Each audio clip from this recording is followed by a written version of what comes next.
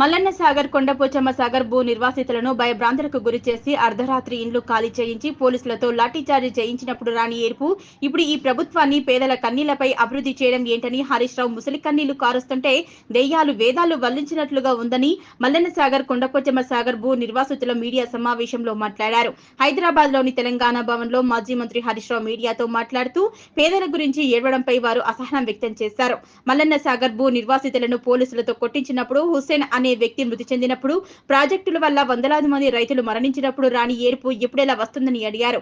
భూ నిర్వాసితుల తరపున తమ హక్కులను కొట్లాడినప్పుడు మమ్మల్ని వెక్కిరించిన హరీష్ రావు అర్ధరాత్రి నిర్వాసితుల ఇండ్లపై బుల్డోజర్ ఎక్కించి వాళ్ళని రేకుల కొట్టంలో ఉంచినప్పుడు ఏడవని హరీష్ రావు ఈ రోజు ముసలి కన్నీరు కారుస్తున్నారని విమర్శించారు. నిర్వాసితులకు ఇప్పటి వరకు పూర్తి స్థాయిలో ప్యాకేజీలు, ప్లాట్లు, ఇండ్లు అందలేదని ఇప్పటికైనా వారిని పట్టించుకోవాలన్నారు.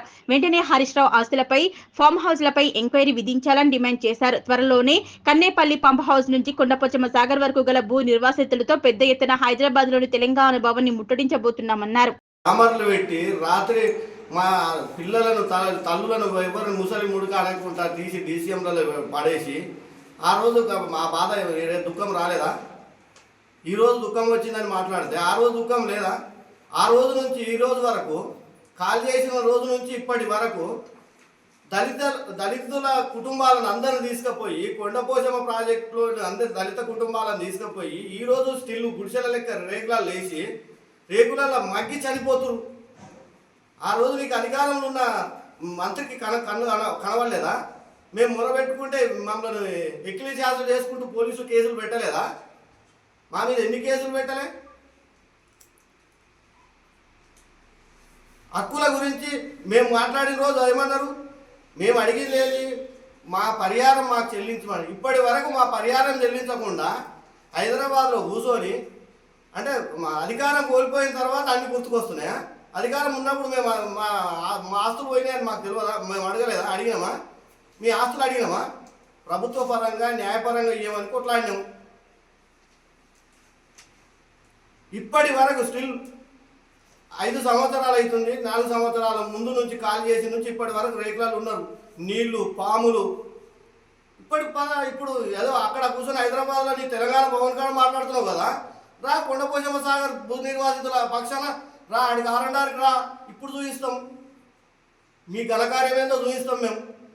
నువ్వే కదా ఇక్కడ మంత్రి, నీ ఘనకార్యం అంతా అక్కడ కనబడుతుంది. ఇప్పటి వరకు ఒకరికి ప్లాట్లు ఇవ్వలే. ప్లాట్లు ఇచ్చిరా మీరు? ఇండ్లు ఇచ్చిరా? ఇల్లు కోల్పోయిన వాళ్ళకు పైసలు డబ్బులు ఇవ్వలే ఇప్పటి వరకు. చచ్చిపోయినాయని మీ ఖాతాలకు రావా? ఏమనంటే అభివృద్ధి పేరుతో మాట్లాడి ఇప్పుడు మళ్ళీ అభివృద్ధికి నిరోధకం అన్నట్టు మాట్లాడుతున్నారు. ఇవన్నిటికీ మేము కూడా తెలంగాణ భవని ఎవరైతే రాలేదో బాధాప్త రానోళ్ళని నిర్వాసితులను తీసుకొని రాని వారందరినీ నీ తెలంగాణ భవన్ ముట్టడి చేస్తాం. నీ ఫామ్ హౌస్ లేడు, నువ్వు ఫామ్ హౌస్ ఎట్లా వండుకున్నావో, నీ ఫామ్ హౌస్ ఎక్కేందో అన్ని బరాబర్ ప్రభుత్వాన్ని మేము కూడా డిమాండ్ చేయాలి, ప్రభుత్వాన్ని ఎంక్వైరీ చేయాలని డిమాండ్ చేస్తున్నాం. హైదరాబాద్లో తెలంగాణ భవన్లో హరీష్ రావు గారు, మాజీ మంత్రి గారు హరీష్ రావు గారు మాట్లాడుతూ పేదల కన్నీళ్లపై అభివృద్ధి చేయడం ఏంటని ప్రశ్నిస్తూ ఏడ్చారని వార్తలు వచ్చాయి. వారు ఆ విధంగా మాట్లాడడం చాలా సిగ్గనిపించింది. ఎందుకంటే ప్రాజెక్టుల పేరుపైన నిర్వాసితుల యొక్క జీవితాలను ఆగం చేసినటువంటి ఒక మాజీ మంత్రి దయ్యాలు వేదాలు పలికినట్టు ఆ విధంగా మాట్లాడడం నేను పూర్తిగా ఖండిస్తున్నాను. జూలై 2016-24 నాడు వేమగట్ రైతులపై లాఠీ చార్జ్ జరిగినప్పుడు 160 మంది కాళ్ళు చేతులపైన తగిలినటువంటి దెబ్బలను చూసినప్పుడు రాని ఏడుపు నిన్నటి రోజు ఏ విధంగా వచ్చిందని హరీష్ రావు గారిని సూటిగా ప్రశ్నిస్తున్నాం. వేమలగట్ గ్రామానికి రాకుండా 144 సెక్షన్ పెట్టినప్పుడు గ్రామంలోకి ఎవరిని రానియకుండా చూసినప్పుడు రాని కన్నీళ్లు నిన్న ఏ విధంగా వచ్చాయి మీకు అని అడుగుతున్నాం. మీ వెన్నులో భయాన్ని పుట్టించి మీ మెడలు వంచి 144 సెక్షన్ ఉన్న వేమ్లగడ్డ గ్రామానికి హైకోర్టు పర్మిషన్ తీసుకొని వచ్చినటువంటి దామోదర్ సార్ గారు చేసిన కార్యక్రమం మీకు గుర్తుందో లేదో ఒకసారి గుర్తు తెచ్చుకోండి. తెలంగాణ ఉద్యమంలో చురుకుగా పాల్గొన్నటువంటి మా శ్రీనివాసరెడ్డి అన్న గారిని 10 మంది పోలీసులు నిర్దాక్షిణ్యంగా లాఠీలతో కొడుతున్నటువంటి దృశ్యాన్ని చూసినప్పుడు రాని ఏడుపు నిన్న మీకు ఏ విధంగా వచ్చింది అని అడుగుతున్నాం. లాఠీ చార్జీని తట్టుకోలేక హుస్సేన్ అనే అబ్బాయి వేమ్లగడ్డలో చనిపోయినప్పుడు, ఆత్మహత్య చేసుకొని చనిపోయినప్పుడు రాని ఏడుపు నిన్న ఏ విధంగా వచ్చిందని అడుగుతున్నాం. లాఠీ చార్జీని ఎదుర్కొన్నటువంటి రైతులపైన 307 కేసులు పెట్టి జైళ్లకు పంపించి కోర్టు చుట్టూ తిరిపినప్పుడు రానటువంటి ఏడుపు నిన్న ఏ విధంగా వచ్చింది మీకు అని అడుగుతున్నాం. మీ పార్టీకి చెందినటువంటి ఎంపీటీసీ, మా గ్రామానికి చెందినటువంటి ఎంపీటీసీ గారి చెయ్యి విరగొట్టినప్పుడు చూసిన దృశ్యాన్ని నప్పుడు రానటువంటి ఏడుపు నిన్న ఏ విధంగా వచ్చిందని అడుగుతున్నాం. మీ దాష్టికం వల్ల పల్లెపహాడ్లో నర్సయ్య ఆత్మహత్య చేసుకున్నప్పుడు రాని ఏడుపు నిన్న ఏ విధంగా వచ్చింది మీకు. ప్రాజెక్టు వల్ల కొన్ని వందల మంది ఆత్మహత్యలు చేసుకున్నారు. ఆ వార్తలు విన్నప్పుడు రానటువంటి ఏడుపు నిన్న మీకు ఏ విధంగా వచ్చింది. గుండెపోటుతో వందల మంది ప్రాజెక్టు నుండి ఖాళీ చేసేటప్పుడు చనిపోయినటువంటి రైతుల యొక్క బాధలు చూసినప్పుడు రానటువంటి ఏడుపు నిన్న ఏ విధంగా వచ్చింది. గోలివాడలో చిన్న పిల్లలు ముసలోళ్ళందరినీ తీసుకొచ్చి పోలీస్ స్టేషన్లో పెట్టినప్పుడు కలిగినటువంటి బాధ నిన్న ఏ విధంగా కలిగి 2020 అర్ధరాత్రి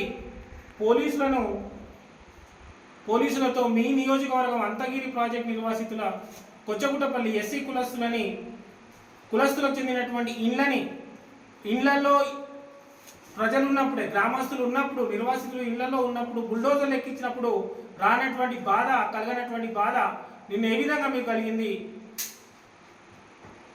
రంగనాయక్ సాగర్ నిర్వాసితుడైనటువంటి పరశురామ్ గౌడ్ని అర్ధరాత్రి పోలీస్ స్టేషన్ తీసుకెళ్లి లోపడేసి అతని భూమి పచ్చని పొలాలని దున్ననప్పుడు రానటువంటి బాధ నిన్న ఏ విధంగా మీకు కలిగింది.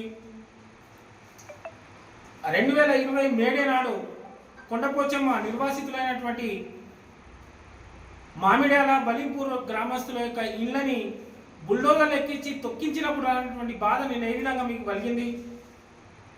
మీ అధికారంలోని బ్రిటిష్ వాణి నియమించిందా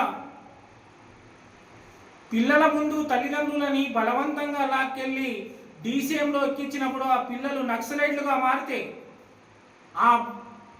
ఆ బాధ్యత ఎవరు తీసుకుంటారని తెలంగాణ చీఫ్ జస్టిస్ గారు ప్రశ్నించినప్పుడు ఇంత బాధ కలిగినటువంటి మీకు నిన్న ఏ విధంగా మీకు బాధ కలిగింది.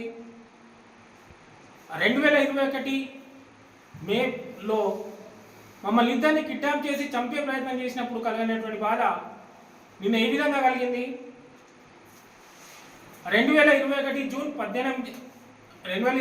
18న వేమ్లగడ్డ గ్రామంలో మీరు ఇల్లు ఇవ్వకుండా బాధ పెట్టినందుకు తూట్కూరు మల్లారెడ్డి గారు తన ఇంటి వాసాలని చితిగా పేర్చుకొని పెట్రోల్ పోసుకొని తనంతట తానుగా కాల్చుకుని ఆత్మహత్య చేసుకున్న విషయం తెలిసినప్పుడు రానటువంటి బాధ మీకు నిన్న ఏ విధంగా కలిగిందో సమాధానం చెప్పాలి.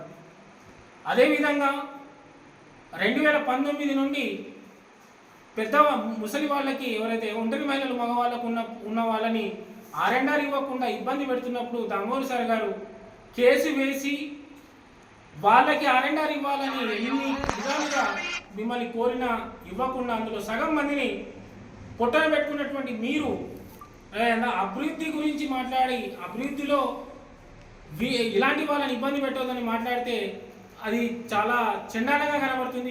మీకు మాత్రం అది తగదు. అతి త్వరలో కన్నెపల్లి పంప్ హౌస్ దగ్గర ఉన్నటువంటి నిర్వాసితులు మొదలుకొని కొండపోచమ్మ వరకు మీ వల్ల మీ చేసినటువంటి విధ్వంసం వల్ల ఎవరైతే బాధపడ్డారో ఆ మొత్తం నిర్వాసితులతో మీ తెలంగాణ భవన్ని ముట్టడిస్తాం.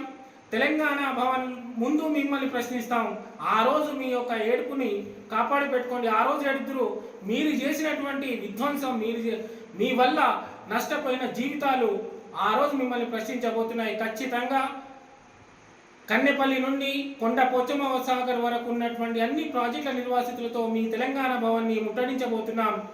ముట్టడించి మీరు చేసినటువంటి విధ్వంసం వల్ల జీవితాలు నాశనమైనటువంటి ఎందరో వాళ్ళని, భర్తను పోగొట్టుకున్న భార్యలు, తండ్రిని పోగొట్టుకున్న పిల్లలు, ఈ విధంగా ప్రతి ఒక్కరితో మీ యొక్క తెలంగాణ భవన్ని ముట్టడించబోతున్నామని మిమ్మల్ని హెచ్చరిస్తున్నాం. మరొకసారి కాంగ్రెస్ పార్టీ గురించి కానీ అభివృద్ధిలో ఈ విధంగా మాట్లాడడం మీకు మాత్రం తగదు.